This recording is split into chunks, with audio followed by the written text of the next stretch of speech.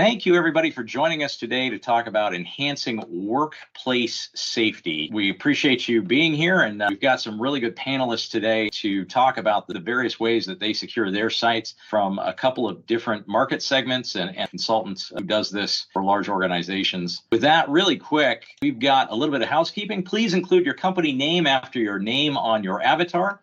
Please mute yourself if you're not speaking. Put any questions you have during the meeting into the chat, and we will get to those by the close of the meeting. We'll leave some time at the end of the meeting for questions as well. Once we share the presentation, you can click on the view to choose the side-by-side with the speaker. We'll stop the presentation of the PowerPoint so that you can see all the speakers. And we will be recording the webinar to share with you and for future marketing purposes. So quick background about Absco Solutions. We are a life safety and systems integrator that uses the technology we provide to improve physical facility safety and security, while also using those same assets to try and improve customer operational systems and their customers' experience.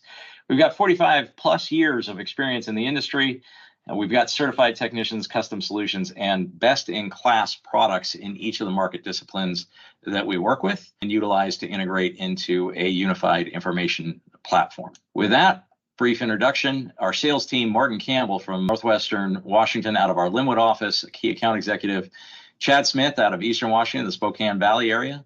Ray Roundsley, Southwestern Washington, out of Fife.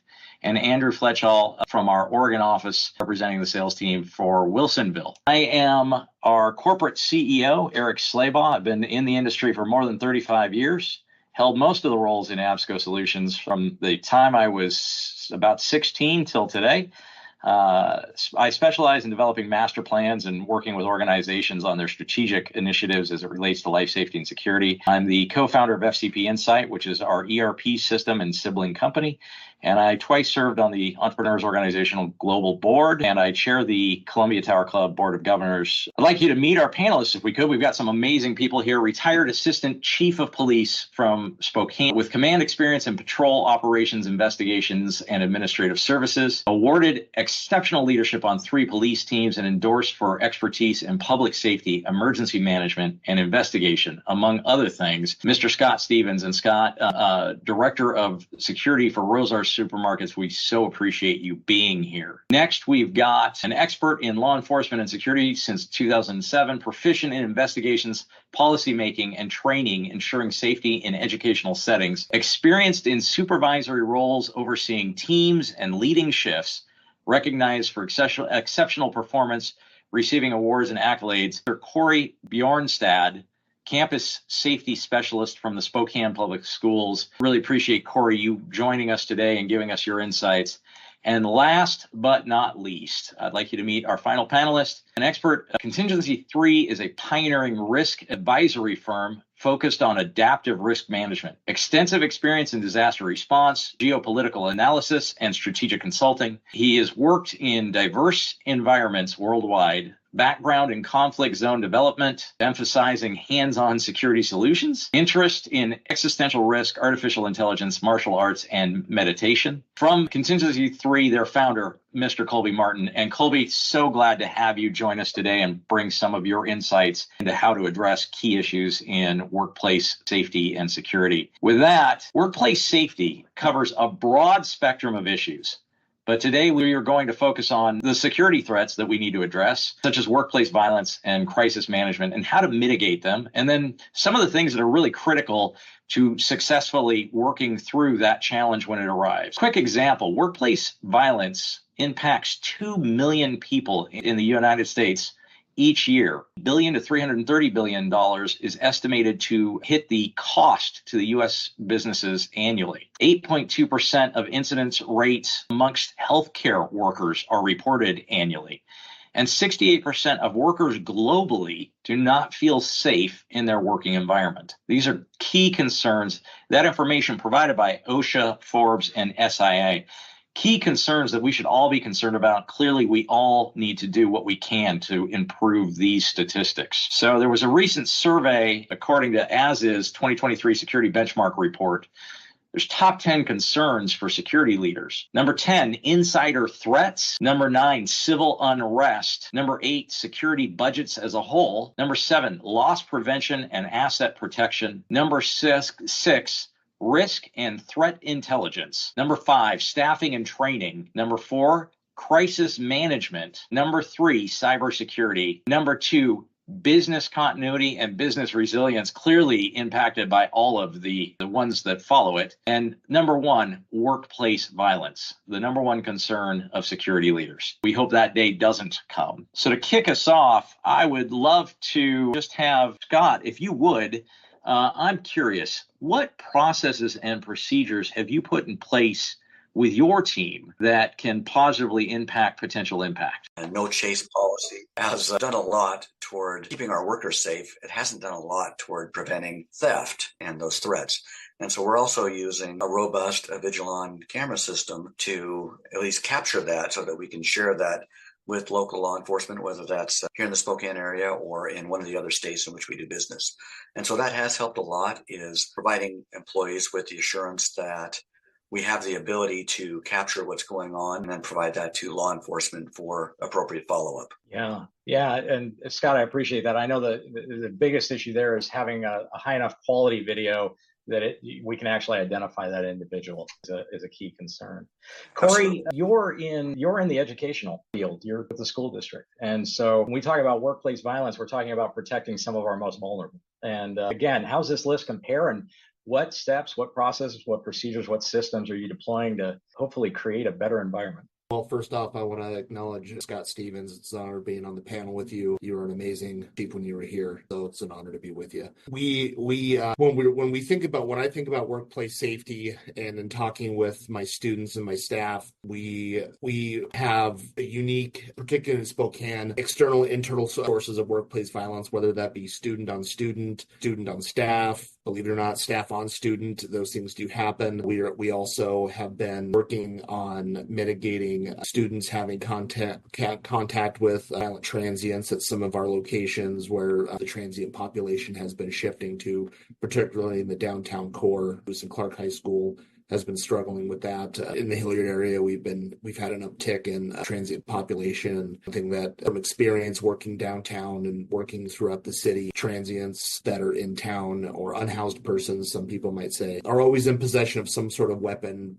primarily for self-defense from other people trying to steal their stuff or violence upon them. So we have implemented a Vigilon. I think that it used to be called AVA, then it was Alta Aware, and I think a Vigilon is the official word for it now. That's a camera system we use. We implemented Raptor technologies this year for critical incident management. We haven't had to play with it a whole lot. It's really interesting. As far as loss prevention and asset protection, if I'm looking at the list here,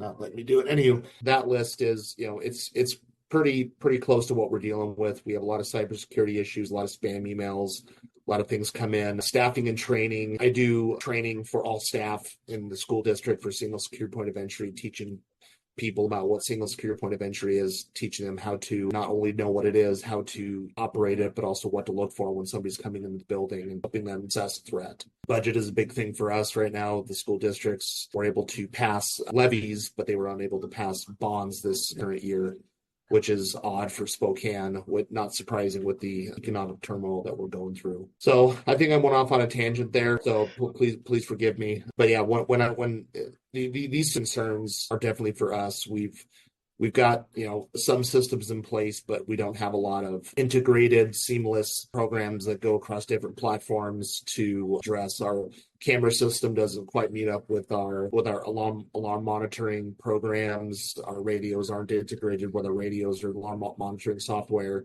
So we got a lot of nickel and dime type stuff. Understood. Yeah, Corey, we talked about that during the educational program that Federal presented at. Appreciate your sharing that. Colby, you work with a wide variety of clientele. How does this list compare in general to the clients that you have? And what creative solutions or standard solutions are you seeing commonly deployed to address these issues? Yeah, thanks, Eric. Overall, I think the list is a really good list. Probably covers everything more or less. I'd say, something Corey was actually talking about that you can maybe stick on here is integration. that issue of having communications integrated with specific assets and departments and POCs and so forth. Particularly if you're discussing in a disaster scenario where we are relying so much on digital response communication platforms and so forth. And so can you do it analog and digital? And so do your SOPs and can they form into an analog response? So you say, hey, we use this communications platform. What happens when that platform goes down? So that's very big. One thing is because I, unlike the other two, I don't have a specific asset that I am protecting 24/7. And so I have different clients with different security needs, different parameters, different contexts. And so that's kind of part of the reason we approach it, as I say, from an adaptive resilience-based model, which I'm sure we'll get into. I think the one thing as a consultant I particularly see quite a bit right now, and it's always been the case, but right now as well, is the budget. So as even the folks on this call, there's a lot more interest in these discussions. There's a lot more understanding of what workplace violence, business continuity, how important that is, cybersecurity, and all of the different, heads that could come up there. And so a lot of times right now we're getting brought in by, particularly after an event, which is typical for a consultant, something bad has happened. And so we've been brought in and there's a fear there. And my job is to not sell fear and to try to calm that, while at the same time keeping them cognizant of the fact that they're scared for a reason. And so as we all know, as time goes on, the fear subsides and we wonder if that was such a big deal anyway, particularly when there's a dollar sign out of your profit margin that's being assigned to solving a problem you're not so sure was big anyway. So with us and with budget, we have to really kind of get a read very quickly about, are the decision makers in this room the guys that can or gals that control the finances? Is everybody locked in here? Is there an integration of desire? That's very rarely the case, and a lot of it does again center around budget and then of course liability. So where we're really in our discussions early on, as I said, is understanding, okay, what is the baseline for what you guys need? Again, primarily from an analog perspective, what can we get done for very little money with just, human ingenuity and buy-in, and then we can kind of level up from there as I see that, your budget is what you think it is and that you have the ability to apply that where you need it. So for all of you who are making those sorts of decisions, I know that can be very, very difficult, because we can come up with a plan that costs $1 billion that will most likely secure most of your assets, but you're not going to be able to pay for it. And so we're seeing that, and we're seeing the concern there from the decision makers who are like Corey, who are responsible for the actually safety and well-being of the folks there. And then, that it's hard to prove a negative. So how do you convince someone with the purse strings that this is something to provide financing for? So I'd say that's what yes, sir. Colby, you bring up a couple of really good points. I find it astonishing how often we are called in immediately after a significant event and how much money there suddenly is when there was none before, but it's for this year only. Mm-hmm. And, no thought about long-term maintenance, no thought about a cohesive plan, no plan, just, hey, we want 1,000 cameras tomorrow. It's like, okay, well, that's not an effective use of your resources. So how about we have a real conversation about how to do this right? All right. So crisis management is we have an event at a school or university, or there's a significant event in a business, active shooter or significant breach. Crisis management is a key issue. It's estimated that, for a large organization, that it's $100,000 an hour that they're in the midst of a crisis. So if they're in lockdown, people aren't working, they're not being productive. 50% of businesses that experience a decline in reputation and brand after they have a major event, 20% of employees have lost productivity. And in general, it's about 7% of shareholder value drops. So obviously, the first thing to do is to avoid the crisis. Absent that, the next thing is to address the crisis and as efficiently and effectively as possible. Some of those things that we need to do, who's allowed to communicate? How do we lock down? How do we create a safer environment in the midst of whatever the crisis is? How do we adapt to the variety of crises that we might face? And so with that, Scott, would love to ask you, you talked earlier about giving better instruction to the team about what they do and don't engage in. That's a way to avoid a crisis. What are some other things that you're doing? Yeah, that's, this is always a challenge, right? So one of the things that in my background, I and for the people that are familiar with FEMA and all their fun stuff, I've been through ICS 100, 200, 300, 400, 700 to do is to just incorporate a more systemic model in which we communicate with our employees, making sure that we understand the kind of the tenets of the command structure, so that whether it's the store manager, assistant manager, service manager, floor manager, they all know that in the event of a crisis, these are the steps that we go through. So really developing that policy and procedure so that people will know what to do, and then following that up with appropriate training to reinforce it. So we've tried to provide better guidelines for our store teams so that they know how to respond in a given crisis. So that's a big thing. One of the other things we've done is, unfortunately, we had to do this a few years ago, where we've engaged in some real proactive active shooter training for all employees. I know that, and I didn't say it early, but thank you for your kind remarks, Corey. And I know that whether it's Spokane Public Schools or other school districts or other businesses, I think everybody's doing the same thing these days. And there was that large debate amongst the executive staff as to how much training we provide employees without putting too much fear into them, and in discussing active shooter training, I know that our CEO was a little concerned that it might be scary. And it's like, yeah, it is scary, but it should be, it's a scary situation. And we want to make sure that people have the tools they need to successfully manage it and survive it. And so really that's kind of the big thing we're doing right now, is just making sure that we develop appropriate training, we deliver the training, and then we follow up to make sure that people understand it. And I know that both Colby and Corey mentioned this, and you did as well, Eric, when we talk about budgetary limitations. I always enjoy the fact when people tell me that, well, nothing seems to be going on in the stores. What are your security guys doing? And I'll say, well, they're doing exactly what they're supposed to be doing, because if things aren't happening, it might be boring, but that's the end goal. Yeah. So again, we try to gear everything toward avoiding and mitigate, then if we can't avoid it, we try to mitigate the effects of those crises. And so a lot of that is just, we talked about integrated communication. That thing is huge.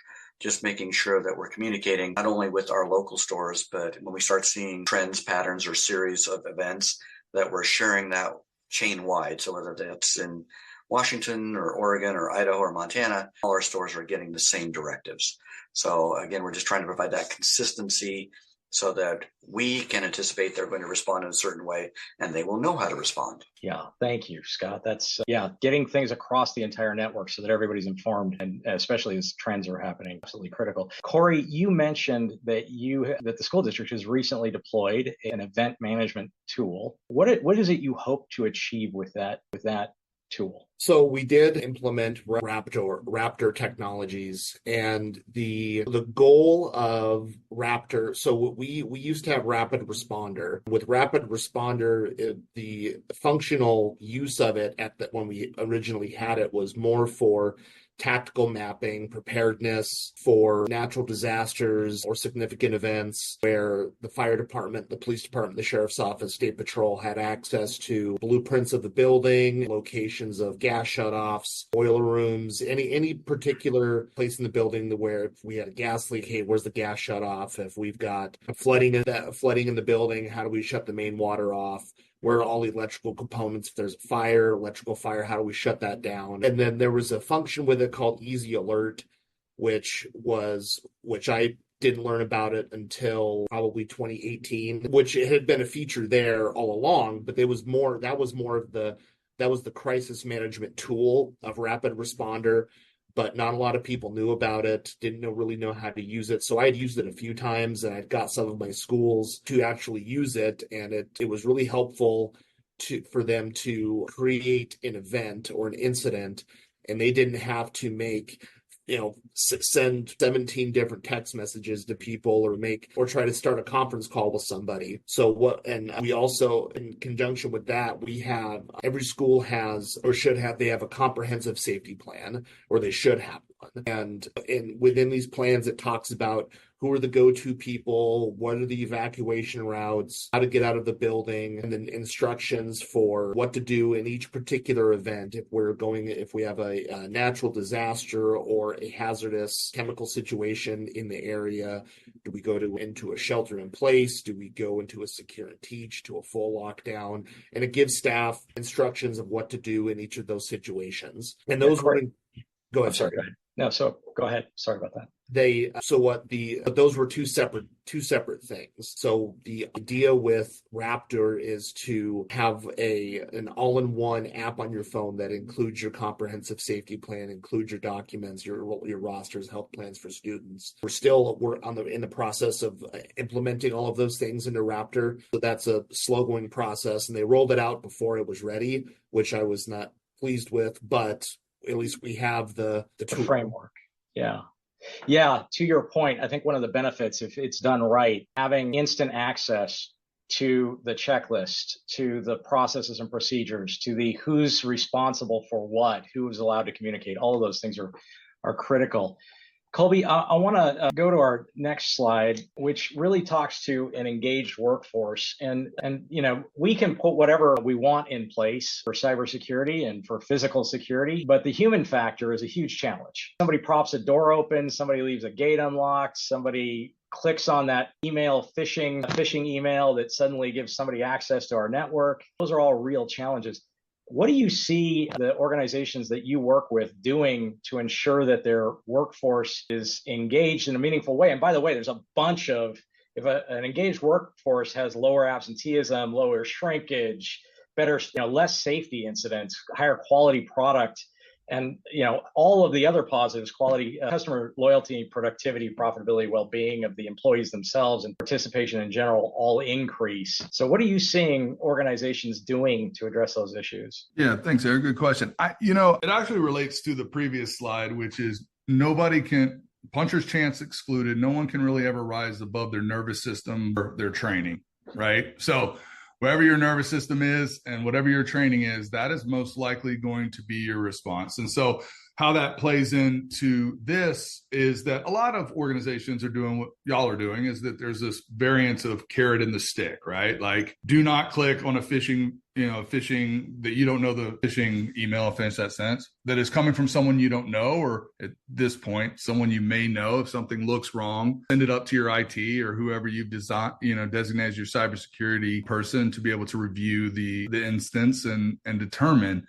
At the end of the day, though, I think there are a lot of answers here, but I'd like to put something out there that a lot of folks don't really think about, particularly under the kind of the 150 person threshold for an organization. We've all kind of been told that gossip is a bad thing and that you shouldn't gossip about folks. And I take the perspective that gossip is the glue for most organizations. And really, you need to be tapped into that gossip. And really, so while, asking official, like, how is everybody doing? And all of those things are really important. How's your experience at work? How do you feel about your coworkers? How do you feel about your boss? A lot of times, as we've said, and as a background and as an intelligence perspective, professional, most of the good stuff is happening around the water cooler or the ice cream. And you have to be willing and able to go down there as a leader. And that leader could be anywhere within that organization, and really get a good feel for how people are feeling. If they're not showing up for work, you're seeing that with your own eyes. You're experiencing that. If you're having safety incidents and you not really understand why, what are the folks talking about? What does your team feel? What are your team talking about? And so again, aside from which I'm sure the other two gentlemen will speak to how they're doing it with their specific organizations based on their specific context, I really do push clients to become involved in the culture of their organizations and to really imbibe that and be a part of it. And again, not look at gossip as just this negative format of communication. And so I think the last thing really pushing is when you look at absenteeism and well-being, and obviously those reversals, I think you look for correlations between those kind of seemingly disparate data points. It's like, when you point it out, it's like, we're having an increase in absenteeism, and, folks just don't seem as content as they were. Let's start to have these informal conversations about what's going on, and really allowing people in that informal environment to communicate with each other and feel heard. And I really think that's something that organizations can do a better job of. It doesn't cost a lot of money. It just costs some time and effort, particularly from leadership. Time and care. Yeah, well said, Sure. Colby. Thank you. Scott, I go to you. What, again, it only takes one person to mitigate some significant investment in life safety and security. What do you do to educate your team? And I appreciate the training on here's when we engage with an individual and here's where we don't. What are some of the, like, if I left a loading dock door wide open, you're kind of wide open to theft. What are some of the things you do to educate your team on the importance of these issues? You just raised a great example. I mean, we have, internal security procedures and policies. And I think that both Colby and Corey will smile when I say this, but since we all deal with human beings, we know that there's an inbuilt failure there because sometimes people they get careless, they get distracted. And so for us, it's making sure that I like the way the slide says, engagement at work. One of the things that we really encourage is to have a fully engaged workforce. And so what that plays out to look like is that full engagement could be the way they do their job. If you're working in a deli or, are you making good chicken strips, if you're, a stalker, are you making sure that vendors are wearing their appropriate clothing, identified, we know who they are you securing doors when they're supposed to be, or receiving doors locked when they're supposed to be? And so we've made that responsibility every employee's to ensure that if they see something that doesn't look right, that they report it or they immediately address it. So we're doing a lot of that. Rosars has practice that we call the 10-foot rule.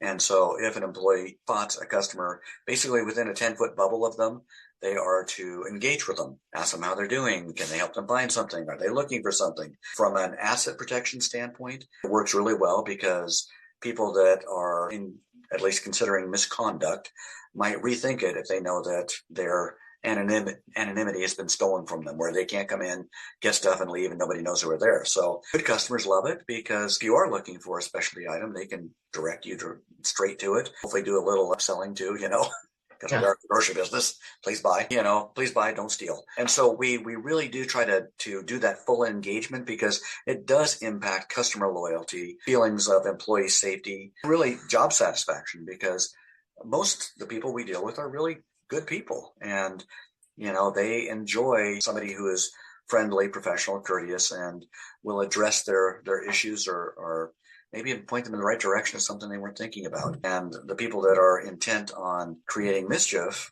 well, they hate that.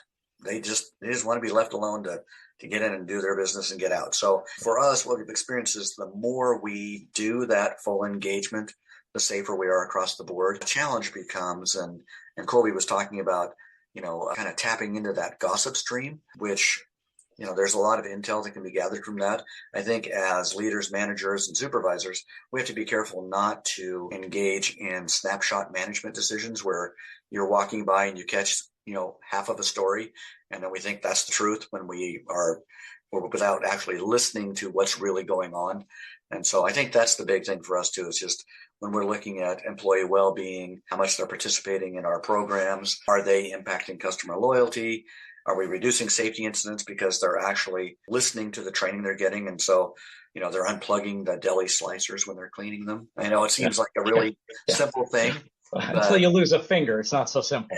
Usually it's just one. Yeah, but you only do it once. Yes. Exactly. Yeah. So we try to reinforce that constantly. And again, one of the things we're doing is using technology to try and back that up. We have onboarding systems now that our training is all online.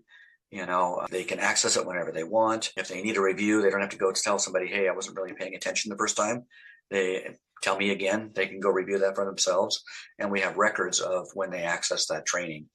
And so if we find somebody that is deficient and not following up on their training, we can send them little gentle reminders to jump on the system and train up again.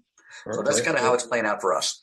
Remedial training course. You lead into a great question that I want to ask Corey, and that, Corey, skipped ahead there. When we talk about training, this is, according to ASIS, the Security Benchmark Report, this is the average amount spent on training by organization, by company, by organization, by sector.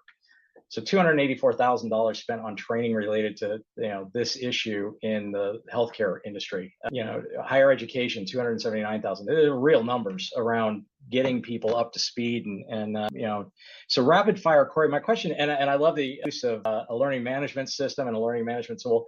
Corey, what are you guys doing to drive down costs while improving overall training inside the school district? Well, we do a lot of online training every year. We have training through Safe Schools, and that saves a lot of money. It's online. There's not a lot of management to it. A lot of stuff is pretty redundant. But it's to drive down the cost of it is finding good quality training, things that are going to be relevant to people, and knowing who you're training and what topic you're training on. We had 2 different trainings on de-escalation of students that are in crisis, and the first gal we listened to was for 4 hours, and it felt like 4 years. It was terrible. We didn't get a lot of value out of that. But then the second instructor we had come teach on de-escalation made it very relevant to us, and we got our money's worth, and people were more engaged. Yeah, and that goes back to that engagement leads to actual learning. So I make all the training that I do, I make it fun. I engage people with it. I throw little jokes and anecdotes in there. But if you're just doing death by PowerPoint to people, they're not going to learn anything. You have to make it engaging with people. Limit the words in your PowerPoint. If you're doing those types of trainings, you're going to lose people if you're just talking at them versus talking to them. Yeah, absolutely true. Colby, you said something earlier that, our brains, when we're in crisis, can only deal with our training. I find it fascinating. Fighter pilots on their thigh have the 10-point checklist of what they're doing when the engine's gone down or the steering's gone. Like, it's a very finite list. It's not and they stop paying attention to the ton of the gauges because their focus gets about this big when it's like, oh my gosh, we're about to crash. What are you seeing people doing to ensure that in the moment of crisis, we could be trained all we want, but in the moment of crisis, what is that thing that allows us to be successful? What are you seeing people do? Yeah, that's a great question. And, I think I'd want to preface this with a lot of my experience was in what we term as third world countries. I spent a lot of time in Central America working in conflict zone development where technology or even training was sometimes difficult. You had cultural differences, so forth and so on. And so this kind of really drove my thinking in this. And one of the things that I've started doing is really looking at how security teams and risk management teams can make allies out of well-being folks. Because I'm a big believer that, again, as I said, your nervous system and the response that you get physically, mentally, and emotionally when there is a crisis is baked in for most of us. And so a lot of us, really need to work that adaptability and resilience stuff aside from some major disaster happening. And so a lot of what you can do in creating training programs and creating just these resilience programs, and also to give you an indication of, who in your staff is a freeze, who's a fight, who's a flight. And normally it is a freeze, then a fight, or a flight. And I think sometimes people don't understand that. And so a lot of us in the operator community are always saying, when you have a freeze, which is typical and human, you got to talk yourself off the X, as we say, just get moving, just get going. And so we really focus on breathing techniques. How do you, there's so much research now about how you can feel and sense what's going on in your body and how you can use your breathing to help mitigate that. I think some of it is, when people have a fear response, they try to suppress it. And we're saying, no, let that fear response occur and then have that ability to respond from that place, because you do have a calm beneath whatever is occurring. And so we want you to be able to tap into that. And so, it's interesting because I get a lot of raised eyebrows and, like, are you telling us to meditate and do yoga? And in some sense I am. I'm saying from the perspective of, if meditation is knowing yourself and how you respond and accepting that, and then once you've got an idea of that, we can really move into, again, ways in which we can train your nervous system and give you confidence that if something does happen, that you will be able to respond effectively based on the plans that we've provided, the training we've provided, and so forth. So that's something I think that is, I don't know if it's new but that's something that we really try to focus on in crisis and in response. How is your nervous system going to respond? And then how are we going to deal with that response? So, yeah, Colby, I think that's a great answer. I know that I've had to, as a CEO, as a business owner in the midst of crisis, I've had to learn to give myself the opportunity to imagine an alternative outcome than the rabbit hole that my lizard brain wants to run down. Yeah. Exactly. And that's just a critical way to allow us to respond more appropriately and deal with crisis. I'm going to show this last slide, but I really want to turn it over to questions from our attendees to talk about, which is, this is the types of systems. And so looking for just a 20-second answer to this question. This is the type of systems that we're seeing deployed by those who responded to the benchmark for as is. 98% of organizations are deploying access control, 97% video surveillance, and it goes down from there. Perimeter security even is becoming a significant issue for a lot of organizations, not losing their vehicles, things of that nature. Is there something that you're doing that is electronic life safety or security that's not on this list? Scott, is there anything that you're doing right now that isn't there? No, that's a pretty inclusive list. It's, one of the challenges we face, of course, is that, to use a school district term, we are an open campus. We need people to come in. And so it creates a unique challenge for us when it comes to access control. So we treat different portions of the facility differently. Obviously the parts that we want open to the public are open to the public. And then we do try to use some access control, whether that's just plain old lock and key or swipe access cards, of course, then backed up by video surveillance. And so the rest, we're all kind of doing the same thing as well. But yeah, it's a good inclusive list. Corey, anything you see missing? No, that I was looking at that list. I'm like, gosh, that's everything that we're either trying to get or do have. Excellent. And Colby, the one that I look at, weapons detection is becoming a big deal for a lot of campuses, having the parallel units and tied in with video surveillance. But aside from that, there's not a lot that I look at. But you do a lot of creative solutions. So is there anything you're seeing? No, I think that's right. I always wonder about in the next 5 years when you have, CCD, the ability to determine who someone is through a visual, which is already available, a visual image. And then say you respond first with drones with audio capabilities. And so I think, thinking into the future, I think drones are a big aspect. I think also one of the things in the present term, what we're talking about, and I don't know if you guys know what this is, this little flipper, this little toy thing. It looks like a toy, but what it allows me to do is be able to read your access control, save it, and then use that to enter into your building unaware. And so we have a lot of conversations with clients about, this is a great list. How do we counter the counter? And right. How can you still use other capacities and capabilities to manage the counters of the counters as arms race never ends. And so, but overall, I think that's a solid list. Yes, sir. Yeah, dual authentication, huge in cyber, also becoming more important with access control. Video surveillance, being able to recognize somebody that is on a list and doing lockdown. There's a whole number of things that an AI as a whole, I think, is going to have a positive impact. If you're not in the country, how are you accessing the building? Really quickly on that, I think would be beneficial is, so I have a client, major technology company, and they're having conversations about exactly this. How do we use video to determine people coming in and out of our building, removing access cards all through visual representation, gate analysis, numerous contingency reads. And then if we have a response, maybe the first response is a drone saying, "How can I help you, ma'am?"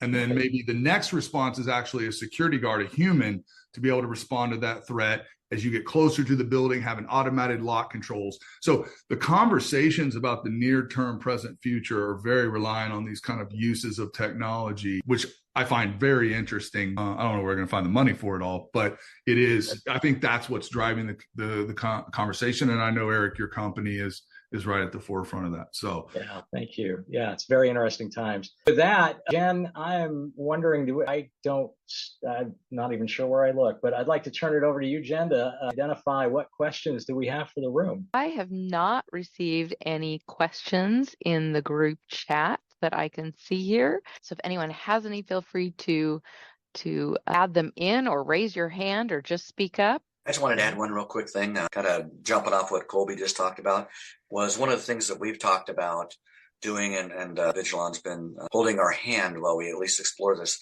is looking at the potentiality of using facial recognition software.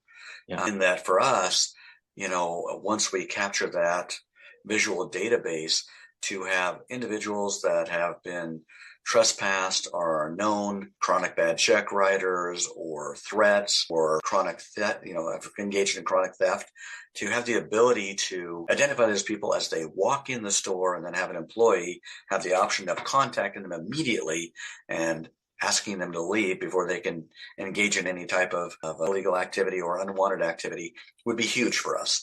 And of course, the challenge is we're always looking at where is the law in conjunction with technology. And it's usually a couple paces behind, so if you jump on board right away and you get it plugged in, you might have the benefit of running it for a couple of years before somebody shuts you down. But we've kind of been holding back a little bit to ensure that what we do is going to be basically justifiable and sustainable and a good investment in our money. But I see a lot of promise and a lot of excitement in that type of technology. Yeah, thank you, Scott. Do we have any questions from the room? I'll go for please. with the facial recognition software. I've been reading a lot about how there is some racial bias with a lot of the platforms that are out there currently, with pairing people of color looking like other people of color. How do you think that's going to be combated when it comes to legislation, right? If you implement this and something happens, you're opening yourself out to a lot of different possible lawsuits. How do you think you're going to stay ahead of that? I think the first, and Colby, I'll turn it over to you here in just a second. I think the first thing I would say is that technology continues to improve, and the way that the analytics are working has less to do with skin color and more to do with facial feature and construction, and identifying, is the nose the same nose, is the eyebrow the same eyebrow. So it has less and less to do with skin color and more to do with structure of face, gait. As Colby mentioned earlier, we all have unique gaits when we walk. And so there's a number of things that can be layered over it to increase the efficacy of identification. And I think that will continue to be the case as we progress with the technology. But Colby, I'd love to hear something, if you got something to add to that. I thought that was spot on. I think that, the DEI concerns are actually wrapped into what Scott was talking about, which is the liability and personal liberties concerns overall. My clients are even operating on private campuses where they don't have the problem, Scott, where they want everyone to come in to buy something. And even they have hedged for the exact reason he gave. Who saves the data? Where is it? We're said we kept it. So kept it for how long? Well, if someone's writing bad checks every month, we kind of want that in there for 6 months. And so, or a year or 5 years or forever. And these are the concerns of I'm not sure, particularly in state houses, let alone federal houses, how we're ever going to write the laws that actually support this. And so I'll just hold out hope. But I do think that overall the answer is that the technology, particularly with the narrow AI and the pattern recognition stuff, when you start to layer facial construction on gait construct on top of leg length and sign to arm length, there's so many different ways to vary it out that hopefully that becomes less and less of an issue. Yeah, I heard the gate, so that's interesting. Thank you. The other side of it too is there are other purposes for some of this that are highly beneficial. We do work at a very large stadium, and being able to identify a child that's been separated from their parents, despite the fact that everybody is wearing the same color clothing, is highly beneficial. And some of that is identifying, well, here's the 7 kids that look like that, and then going, no, it's that one. And the more you click it's that one, the more accurate the identification comes in subsequent frames, to the point that you actually have the student or child that you're looking for, which is a huge benefit. So let's see. Was that a question? I see a chat.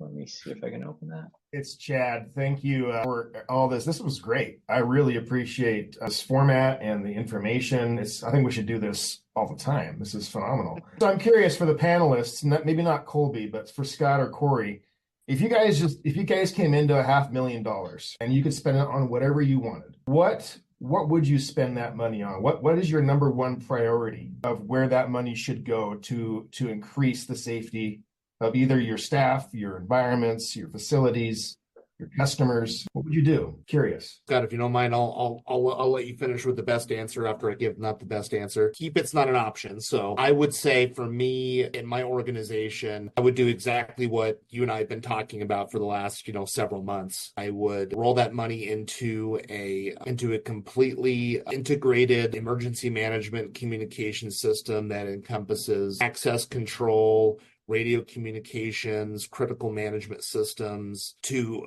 connect the gigantic campus the district that we have. When I was working with Day Wireless on a radio system, I said we cover the entire city of Spokane and a little bit of Spokane County.